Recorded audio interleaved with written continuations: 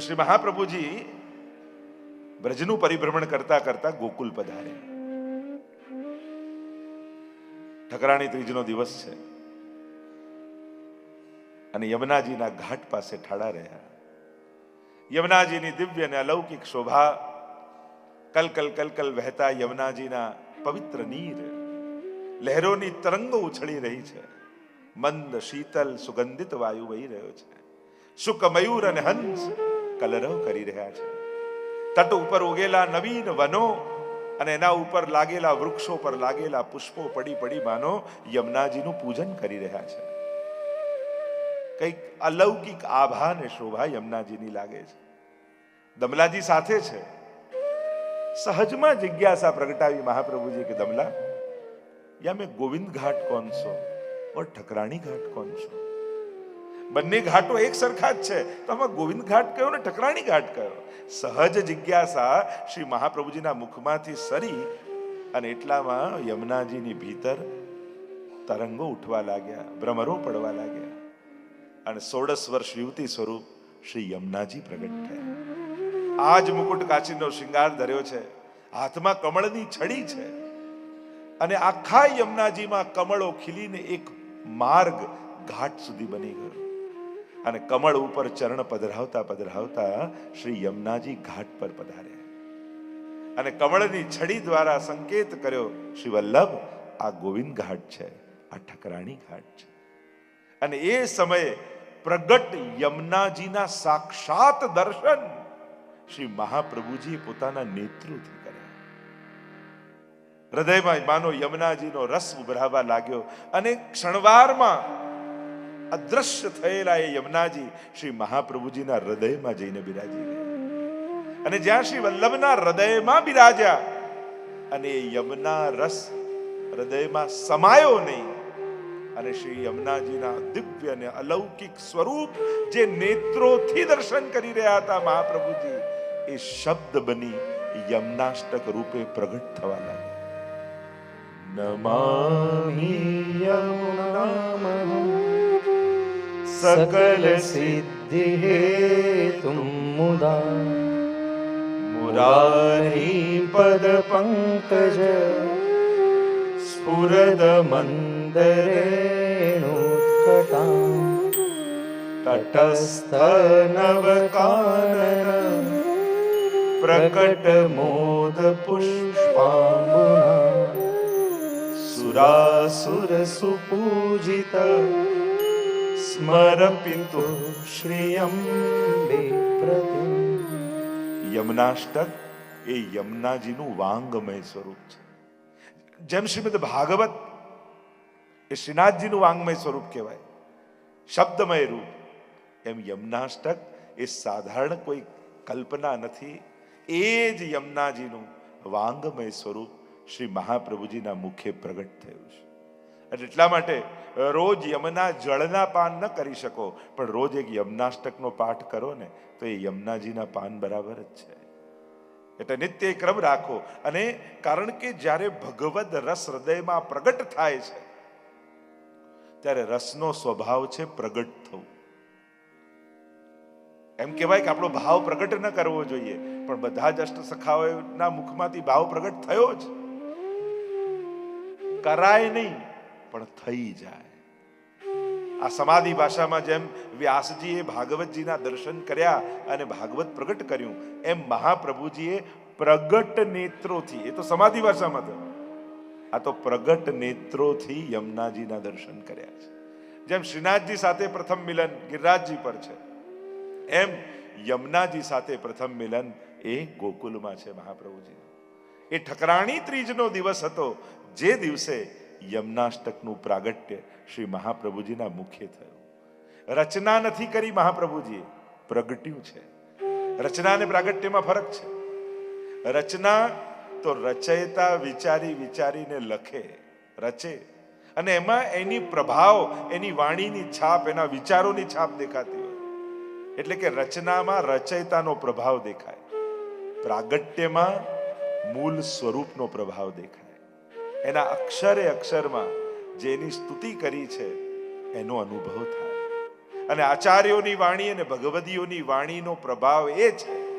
જો આજે પણ ઘણા કવિ સુંદર રીતે રચના કૃષ્ણ માટે લખી શકતા હશે, એ ઉત્તમમાં ઉત્તમ કલ્પનાઓ કરીને રચના કરી શકે, પણ વ્યક્તિની કલ્પના સામેવાળાની કલ્પના બનાવી શકે, પણ ભગવદીઓનો અનુભવ એ તમારો અનુભવ બનાવી શકે છે.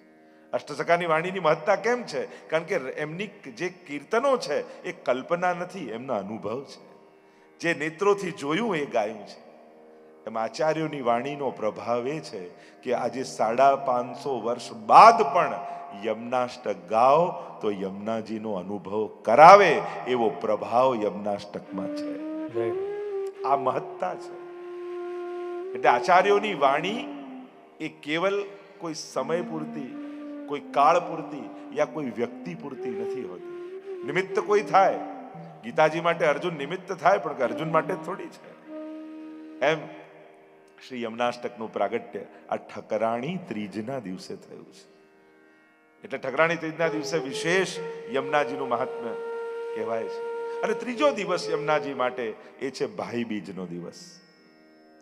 પ્રસિદ્ધ કથા છે, પુરાણોમાં જે કથા આવે છે, યમરાજાને ભોજન કરવા માટે બોલાવ્યા છે પોતાને ત્યાં. આજે પણ આપણે ત્યાં ક્રમ હોય ને, ભાઈ બીજનો દિવસ હોય એટલે ભાઈ જમવા માટે આવે. યમરાજા આવ્યા ભોજન કરવા માટે અને કહ્યું માંગ. અને ત્યારે કહ્યું આજના દિવસે જે મારામાં સ્નાન કરે ને એને ક્યારેય યમયાતના ન થાય એવા આશીર્વાદ આપો. યમોપી ભગિની સુતાન કથમ હંતિ દુષ્ટાન અપી. યમનાષ્ટકમાં એટલે કે ભલે દુષ્ટ હોય છતાંય બહેનનો દીકરો છે ને, ભાણીઓ તો વધારે વાલો હોય. અને એટલા માટે યમરાજા પણ, એટલે નામ જ છે ને યમુના, યમના. ઉના એટલે નાના બેન, અને યમના નાના બેન એ જ યમુના છે. જાકો નામ યમના હૈ વહાં યમ ના હૈ. ત્યાં યમરાજાને ના છે, નામ જ છે યમના. એટલે જેના મુખમાં યમુનાજીનું નામ આવે એટલે જ આપણે ત્યાં એમ કે જ્યારે છેલ્લો સમય હોય ત્યારે વિશેષ રૂપે યમુનાજીના પાન કરાવતા હોઈએ છીએ. અને આપણે ત્યાં પુષ્ટિ માર્ગની તો વિશેષતા એ છે, કોઈ પણ સારો દિવસ આવે, આપણે ત્યાં સત્સંગ આદિ હોય ત્યારે લોટી ઉત્સવ કરી, લોટીજી ખોલી. તો લોટી ઉત્સવ કાલે કર્યો. લોટીનો અર્થ શું થાય? મેં પ્રભુ કે ચરણો મેં લોટી. આળોટવું એ પણ લોટી ઉત્સવ છે, લોટી જ છે. તો વ્રજમાં તો લોટવાની મહત્તા છે. તમે બધા રમણ રેતી જાઓ ત્યારે શું કરો છો? લોટતા નથી. તો એમ યમુનાજીના રજમાં લોટવું, યમુનાજીના ચરણોમાં લોટવું એ પણ લોટી ઉત્સવ જ છે. એના ચરણોમાં લોટી જવું, એના થઈ જવું. યમુનાજીના પાન કરાવવા એની મહત્તા આપણે ત્યાં ખૂબ મોટી ગાઈ છે. એટલે જ આપણે ત્યાં વિશેષ રૂપે જ્યારે માલા પહેરામણી હોય, કોઈ જીવની પાછળ જ્યારે માલા પહેરામણીનો ઉત્સવ થતો હોય ત્યારે વિશેષ રૂપે યમુનાજીના લોટીજી ખોલવામાં આવે. કારણ કે આ યમુનાજી એવા છે જે યમયાતનામાંથી મુક્ત કરી શકે છે. આપણે ત્યાં વિશેષતા એ છે કે આખી જિંદગી મનુષ્યએ કોઈ પુણ્ય ન કર્યું હોય, સત્કર્મ ન કર્યું હોય, છતાંય છેલ્લી ઘડીએ પણ ભગવદ નામ અથવા યમના પાન કરી લે ને તો એ ઠાકોરજીનો ઉદ્ધાર કરી લેતા હોય છે. જો પ્રભુ અંતિમ સમય સુધી મોકા આપે છે. માણસ અને ભગવાનમાં ફરક જ છે. માણસ 1 વાર, 2 વાર, 3 વાર, હવે કેટલી વાર આને ચાન્સ આપવાના? આપણે તરત એને દૂર કરી દઈએ. કેટલી વાર? 3 વાર તો કર્યું. ભગવાન અંતિમ શ્વાસ સુધી તક આપે છે. યુવાનીમાં આવે, ચાલ હવે ભજી લે, બાળપણમાં ભજી લે, યુવાનીમાં ભજી લે, હવે મોટો થયો 50નો હવે ભજી લે, 60નો થયો હવે ભજી લે, હવે તો ચાલતા ફરતા બંધ થયો, હવે તો એક જ જગ્યા, હવે તો નામ જપ. છેલ્લી ઘડી આવી, ભગવાન કહે ચલ અંતે જ્યાં મતી ત્યાં ગતિ. છેલ્લી ઘડી મારું નામ લઈ. જો આપણા ઘરમાં પ્રસંગ હોય, તમે બધાને આમંત્રણ આપ્યું હોય અને સાવ અંગત મિત્ર હોય એને જ કહેવાનું ભૂલી ગયા હોય, બધાને કંકોત્રી આપીને પેલો સાવ નજીકનો અને ધ્યાન બહાર જ નીકળી ગયો, અને બધા એને ફોન કરી કે તમે લગ્નમાં ક્યારે જવાના છો? અરે ક્યાં લગ્નની કંકોત્રી નથી આપી હજી સુધી. અને કોઈ તમને કહ્યું અરે એને તો રહી ગઈ, અને તમે છેલ્લી રાતે દોડતા દોડતા જાઓ કાલે આવવાનું છે. પેલા શું કે હવે યાદ આવે? આટલા વર્ષોથી સાથે છે, છેલ્લી ઘડીએ જા નહીં આવું. આ માણસ અને ભગવાન પેલો ગજેન્દ્ર બધે ફસાયો, બધાને પોકાર્યા, ગ્રાહ મગર પગ પકડીને ડુબાડે છે, બધાને બોલાવે છે, બધા ભાગ્યા. અંતિમ ક્ષણે ભગવાનનો પોકાર કર્યો, હે હરી. છેલ્લે બોલાવ્યા એ પહેલા દોડીને આવી ગયા, ગ્રહનો ઉદ્ધાર કર્યો. આજ પ્રભુની કૃપા છે. આખી જિંદગી કદાચ ભૂલી ગયા, પણ અંતિમ સમયમાં પણ જો ભગવાન યાદ આવી ગયા તો પ્રભુ તમને નિરાશ નહીં કરે. અરે આપણે ત્યાં તો માણસ કાંઈ કર્યા વગર ગુજરી જાય ને તોય મર્યા પછી પણ મુક્તિ થઈ શકે એના ઉપાય શાસ્ત્રોમાં છે. ગયામાં જઈને શ્રાદ્ધ કરો, ભાગવત કરો, આ કરો, આ કરો. ભગવાન મર્યા પછી પણ તક આપે છે કે ચલ તને અવસર આપું છું. આ પ્રભુની કૃપા. મર્યા પછી બીજા લોકો પણ આપણી મુક્તિ કરાવી શકે છે, પણ ભક્તિ તો જાતે જ કરીને જવી પડે. એ આપણા બદલે બીજું કોઈ ન કરી શકે. શ્રી યમુનાજી ભાઈ બીજનો એ પ્રસંગ અને માંગ્યું છે આજના દિવસે. એટલે જ આપણે ત્યાં એક ક્રમ છે પુષ્ટિ માર્ગમાં. યમુના સ્નાનનો પુષ્ટિ માર્ગમાં ક્રમ નથી બહુ. આપણે ત્યાં એમ કહીએ છીએ કે આ તો સાક્ષાત આપણે ચતુર્થ પ્રિયા માનીએ છીએ, તો આપણો દેહ યમુનાજીમાં કેમ બોળવો? અને એટલે આપણે ત્યાં પાનની જ મહત્તા છે. પણ ભાઈ બીજના દિવસે એમ કહેવાય કે સામે કાંઠે જઈ, અને પ્રાચીન ક્રમ એ હતો કે ભાઈ અને બહેન બંને એકબીજાનો હાથ પકડી અને યમુનાજીમાં ડૂબકી લગાવે. અને જ્યારે એ ડૂબકી લગાવે ત્યારે એ યમરાજા પણ વચન આપે છે કે ક્યારે પણ યમયાતના નહીં લાગે. એવું આપણે ત્યાં એક પ્રકાર વિશેષ રૂપે ભાવ કહેવામાં આવે છે. તો એનો પણ એક વિધાન છે. તો યમુના પાનની વિશેષ મહત્તા, અને એમાં પણ આપણે ત્યાં ભાઈ બીજનો દિવસ એ યમુનાજીનો વિશેષ દિવસ કહેવાય છે. તો આ 3 દિવસ વિશેષ રૂપે છે. ગઈકાલે જે આપણે યમુનાજીના 41 પદમાં પ્રથમ પદનું દર્શન કરી અને રસપાન કરી રહ્યા હતા. પિય સંગ રંગ ભરી કરી કલોલે. પિયની સંગ કિલ્લોલ કરી રહ્યા છે યમુનાજી. આ પુસ્તિકા આશા છે બધા લઈને આવ્યા છો. અને ગઈકાલે આપણે એનું રસપાન પણ કર્યું હતું. પુનઃ એકવાર પ્રથમ પદનું ગાન કરી અને પછી એનું રસ દર્શન કરીએ. પિય સંગ રંગ ભરી કરી કલોલે. પિય સંગ રંગ ભરી કરી કલોલે. सबने को सुख देन पिय संग करत से. चित्त में तब परत चैन जब ही बोले. पिय संग रंग भरी करी कलोले. अति विख्यात सब बात इनके हाथ. नाम लेत ही कृपा करिय तोले. तरस कर परस कर ध्यान ही में धरे. सदा व्रजनाथ इन संग डोले. पिय संग रंग भरी करी कलोले. अति सुख करन दुख सवन के हरन. ये ही लीनो परन देजू कोले. ऐसी श्री यमुने जान तुम करो गुणगान. रसिक प्रीतम पाए नग अमोले.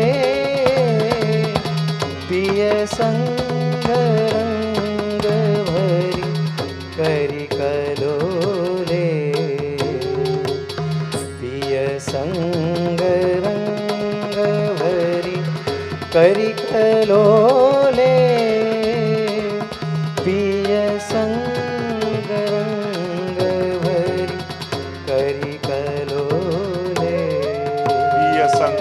રંગ ભરી કરી કલોલ. જો આ પ્રથમ પદ હું એ રીતે લઈ રહ્યો છું કે 41 પદ તો સાર તમને ખ્યાલ આવી જાય. કદાચ બધા પદ ન લેવાય તોય તમને કોઈ પદમાં એમ નહીં લાગે કે આ નથી ખ્યાલ આવતો. અને એમ પણ શર્ટનું પહેલું બટન બરાબર લાગે ને તો બાકી બધા બટન બરાબર લાગી જાય. પહેલું ખોટું લાગે બધા ખોટા લાગે. એટલે એ રીતે આપણે રસ દર્શન કરી રહ્યા છીએ કે 41 પદના ચાવી રૂપ પ્રથમ પદને આપણે જ્યારે પ્રારંભ કરીએ છીએ અને જેનો પ્રારંભ ઉત્તમ હોય એનો અંત પણ ઉત્તમ હોય તો એ રીતે રસ દર્શન. પિય સંગ રંગ ભરી કરી કલોલે, સબન કો સુખ દેન પિય સંગ કરત સેન. બધાને આનંદ આપવા માટે સબન કો સુખ દેન પિય સંગ કરત સેન. સેન એટલે ઈશારો, સંકેત.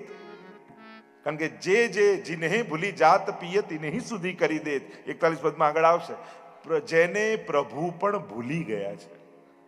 દૈવી છે પણ એ દૈવી જીવો સંસારમાં જઈને સંસારી લોકો સાથે રહેતા રહેતા એવા સંસારાવેશિત થઈ ગયા છે કે ભગવાન પણ એનું વિસ્મરણ કરી ચૂક્યા છે. મહાપ્રભુજી પણ ષોડશ ગ્રંથમાં આજ્ઞા કરે છે કે ભગવાન કોઈનો હાથ છોડી દે. હરિણા યે વિનિર્મુક્તા તે મગ્ન ભવસાગરે. જે સંસાર સાગરમાં સંસાર આસક્તિમાં બહુ ખૂપી જાય ને અને ભગવાનનું સ્મરણ જેને ન થાય માનવું કે આનો હાથ ભગવાને છોડી દીધો છે. અને પ્રભુ જ્યારે હાથ છોડે છે ને પછી એને સંસાર સાગરમાં ડૂબતા કોઈ બચાવી શકતું નથી. ભગવાન ઢીલ છોડે એનો વાંધો નહીં પણ દોરી કાપી નાખે ને પછી તો જન્મ જન્માંતરના ચક્કરમાં પડી જવાય છે. ઘણી વાર દૈવી જીવો માટે ઢીલ છોડે. એક વસ્તુ યાદ રાખો, તમે સંસારમાં રહો છો પણ સંસારી નથી. તમે વેપાર કરો છો પણ વેપારી નથી. તમે મૂળમાં તો તમારી વૈષ્ણવતામાં સ્થિત છો. આપણે વ્યવસ્થાઓની વચ્ચે છીએ પણ વ્યવસ્થાઓ માટે જ થોડી જન્મ્યા છે. વ્યવસ્થાઓનો ઉપયોગ કરી વૈષ્ણવની ચતુરાઈ એ છે કે ભગવાને આપેલા સંસારને સાધન બનાવી અને શ્રીજીને પામી લેવાની ચતુરાઈ જેનામાં હોય ને એ જ સાચો ચતુર વૈષ્ણવ છે. આ જે મળ્યું છે એ પ્રભુની પ્રસન્નતાનું કારણ બનાવી લે એમાં જ એનું કલ્યાણ છે. કારણ કે પ્રભુ પણ ઘણી વાર પરીક્ષા કરે કે તું મારી ભક્તિ કરવા આવ્યો છો ને પણ હું તને સંસારમાં ફસાવી દઈશ.